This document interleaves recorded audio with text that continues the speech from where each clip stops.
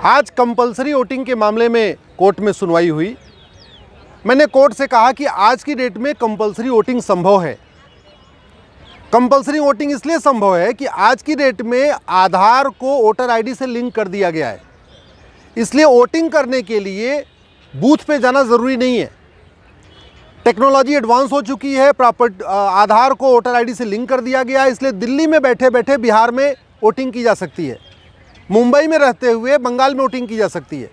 इसलिए voting compulsory करना ज़रूरी है।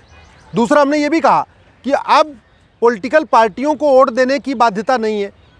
ईवीएम पे नोटा भी आ गया है, तो अगर किसी को लगता है कि नहीं हमें कोई भी पॉलिटिकल पार्टी नहीं पसंद है, तो कम से कम जाके वो नोटा को दबा सकता है। चूँकि सुप्रीम कोर्ट बार बार कह चुका है कि वोटिंग फंडामेंटल राइट है। जब वोटिंग फंडामेंटल राइट है तो ये फिर कंपलसरी होना चाहिए। जो भी फंडामेंटल राइट होते हैं वो सबके लिए कंपलसरी होते हैं। हमने कोर्ट को ये भी बताया कि लगभग 1 करोड़ के आसपास ट्रक ड्राइवर हैं और खलासी हैं जो वोट नहीं दे पाते। पूरे देश भर के जो पुलिस हैं, जो चुनाव ड्यूटी में हैं, वो ज़्यादातर वोट नहीं दे पाते। आर्मी के लोग वोट नहीं कर पाते। इसके अलावा सर्विस क्लास के लोग, वेंडर्स जो अलग अलग शहरों में अपने काम के लिए गए, वो वोट नहीं दे पाते हैं।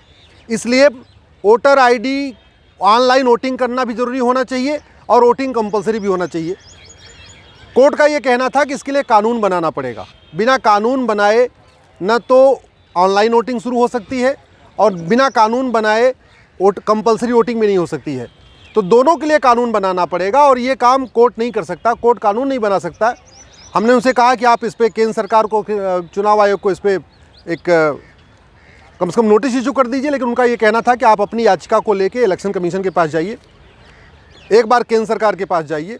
अब मैं अपनी याचिका को इलेक्शन कमीशन में फाइल करूंगा और गृह मंत्रालय को भी एक रिप्रेजेंटेशन दूंगा। 3 महीने वेट करूंगा ऑनलाइन वोटिंग के लिए और कंपलसरी वोटिंग के लिए। अगर केंद्र सरकार और चुनाव आयोग कुछ नहीं करता है तो वापस फिर से मैं कोर्ट आऊँगा। ऑनलाइन वोटिंग और कंपलसरी वोटिंग ये ज़रूरी है। ऑनलाइन वोटिंग, कंपलसरी वोटिंग संभव है। टेक्नोलॉजी एडवांस हो चुकी है। 50 करोड़ लोग स्मार्टफोन यूज़ कर रहे हैं, 150 करोड़ टोटल मोबाइल यूज़र हो चुके हैं भारत में। ऐसे में मुझे लगता है कि अगर ऑनलाइन वोटिंग शुरू हो जाएगी तो कम से कम जो लोग घर के बाहर रहते हैं अपने काम से, उनको आना नहीं पड़ेगा, परेशान नहीं होना पड़ेगा। और दूसरा, लोकतंत्र भी मजबूत होगा। आज की रेट में 50-55% पे राज्य सरकारें बन जा रही हैं। 55% वोटिंग होती है, 60% वोटिंग होती है, केंद्र सरकार बन जाती है। इसका मतलब कि लगभग आधे लोग वोटिंग कर रहे हैं, आधे लोग वोटिंग नहीं कर रहे हैं।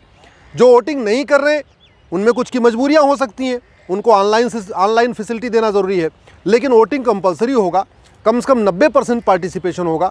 जितने ज़्यादा लोगों का पार्टिसिपेशन होगा, सांसद और विधायक उतने ज़्यादा कम से कम जवाबदेह होंगे, उतने ज़्यादा लोगों से मिलेंगे, तो मुझे लगता है नीतियाँ बनाने में बहुत सारी मदद मिलेगी।